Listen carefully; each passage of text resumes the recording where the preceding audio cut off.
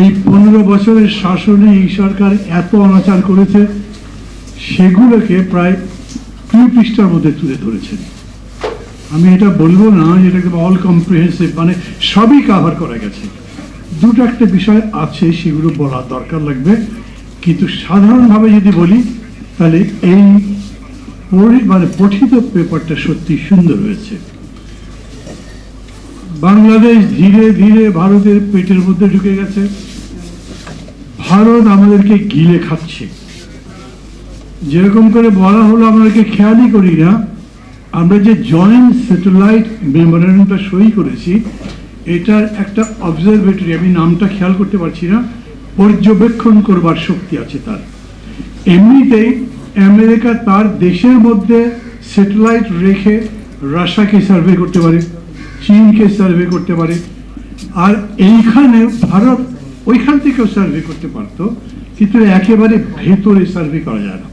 ধরেন ক্যান্টনমেন্টের মধ্যে কি আছে, আমার যুদ্ধের প্রস্তুতি কি আছে, সেইটা পর্যবেক্ষণ করা যায় না।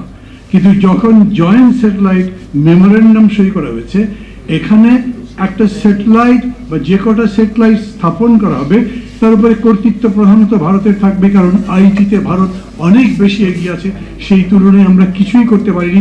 অতএব ভারত আমাদের 9 নক্ষত্র জানতে পারবে। আমাদের সিকিউরিটি বলে, আমাদের সেফটি বলে, আমাদের গোপনীয়তা বলে কোনো কিছু থাকবে না।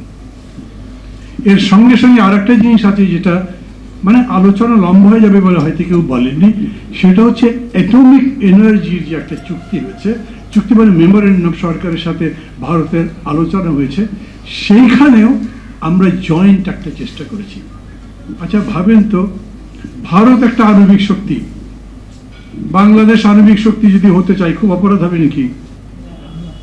না না, আমি সে কথা বলছি না যে আমি হতে চাই বা চাই না, আমি কিছুই বলছি না। কিন্তু যদি হতে চাই, সবার আগে সেটা ভারত জানবে। কেন? ভারত আমার সাথে যৌথভাবে আণবিক শক্তির ব্যাপারে একটা সমঝোতা স্মারকের মধ্যে আছে। যে কথা বেশি আমরা আলোচনা করছি, যে রেল লাইন যে আমরা দিচ্ছি, খুব সুন্দর বলেছেন, সম্ভবত জনাব আতিক বললে, এটা আতিক বাকি বলে আমার মনে নেই, এটা ঠিক ট্রানজিট, এটা একটা করিডোর, আমরা করিডোর দিচ্ছি। এখন তো এমনিতে ট্রানজিট আছেই, ট্রেন আসে, গেদে থামে, থামবার পরে ওখান থেকে সব কিছু বদলে আবার বাংলাদেশের ট্রেনে ওঠে, বাংলাদেশের ড্রাইভার চালিয়ে আসে, ওইটা এই দিক দিয়ে সরাসরি গিয়ে ভারতের কোথাও চলে যেতে পারে। কিন্তু